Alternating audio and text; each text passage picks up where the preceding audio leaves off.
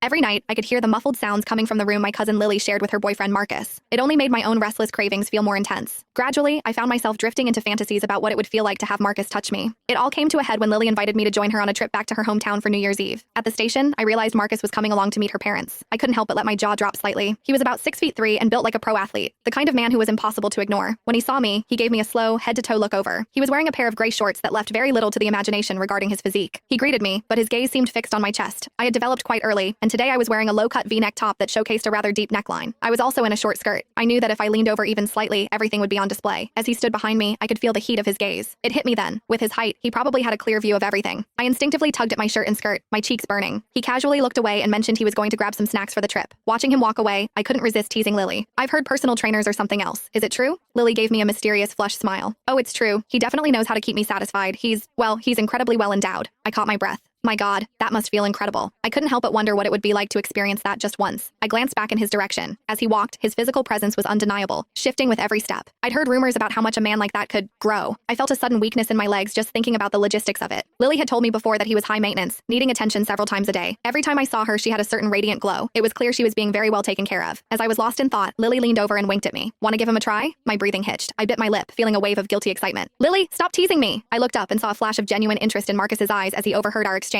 Finally, we boarded the train. Lily had booked a private sleeper cabin for us. It was just the three of us in the compartment, with a curtain drawn across the entrance for privacy. She and Marcus settled onto the bunk opposite mine. Lily leaned against him, scrolling through her phone, while his hands began to wander freely. Watching them, my face felt like it was on fire. I tried to focus on my own phone to hide the awkwardness, but my eyes kept drifting back. Lily was wearing a tight purple dress that hugged every curve perfectly. 10 minutes passed, and I noticed Marcus's hand slipping beneath the fabric several times. When his hand eventually emerged, it was glistening. Lily whispered shyly, "Wait, Claire is still right here." As night fell and the train grew quiet, the attendant dimmed the lights to their lowest setting. To my shock, Lily climbed onto Marcus's lap and they began to move in rhythm. I licked my lips, my mind racing with vivid images. Before I knew it, I drifted off to sleep. I don't know how long I was out, but Lily's voice eventually woke me. I opened my eyes to find the cabin lights back on. Lily gave me a playful wink. "Claire, are you hungry? Could you go to the dining car and grab 3 meals for us?" Looking at the obvious physical state Marcus was in, I knew exactly what she was asking for. "Sure," I replied quickly. As I stepped out, I heard Lily's soft whispers behind me. To give them plenty of time, I deliberately stayed in the dining car and finished my own meal before heading back. But when I pulled back the curtain, I saw they were still in the middle of it. They were so lost in the moment they didn't even notice I was there. I quietly stepped back, but I couldn't help but peek through the gap. I was stunned by the scene, the sheer intensity and the positions they were capable of. I leaned against the corridor wall, my body feeling heavy and weak as I listened to the rhythmic sounds of their passion. About 15 minutes later, the sounds finally subsided. I walked back in, but as I did, my foot slipped. The meal containers I was carrying tumbled onto my bunk. A pair of strong, steady arms caught me. I looked up, and right before my eyes was the sight of the scattered food, sausages and meatballs, mixing with the vivid image of Marcus's imposing physical presence. My face turned a deep shade of scarlet. Lily rushed over to comfort me. "It's okay. You can just squeeze in with us. We're almost there anyway," Lily suggested.